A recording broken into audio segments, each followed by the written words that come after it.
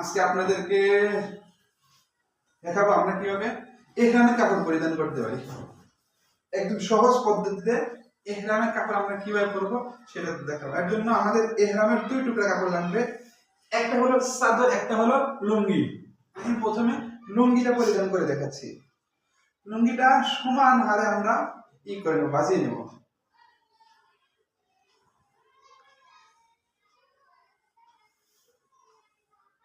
এটা সমান করার পরে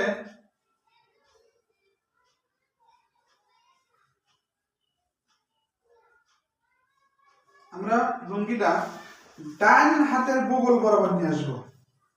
ডান হাতের বগল বরাবর এই সাইডে একটা বাঁশ দিয়ে এই পাশ ধরে আমরা নিয়ে আসবো হলো বাম সাইড গুলো।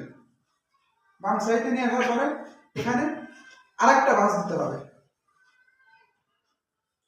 বাস আমাদের বাস হয়ে গেছে, এরপর আমরা এটাকে আটকে দেব।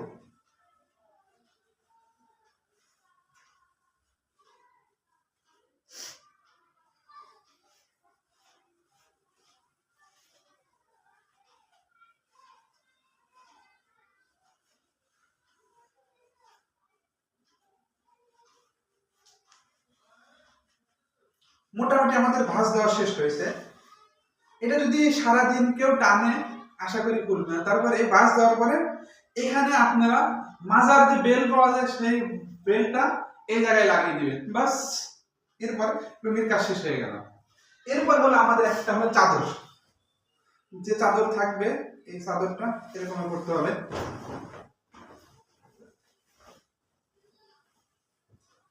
এরকম ভাবে আমরা চাদরটা পরে নেব। আরেকটা বিষয় হলো ইহরামের কাপড় আমরা যখন বাঁধবো, ইহরামের কাপড় বাঁধার পরে 2 রাকাত আমরা নামাজ আদায় করব।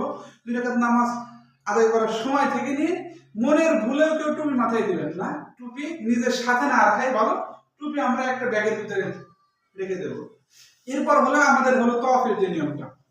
এই তওয়াফের যে নিয়মটা আমরা শুরু থেকে 3 পাক দেব হলো সিনা খুলে, অর্থাৎ কাপড়টা এরকম করে নিয়ে ডান হাতের বগলের নিচ দিয়ে উপর দিকে দেব।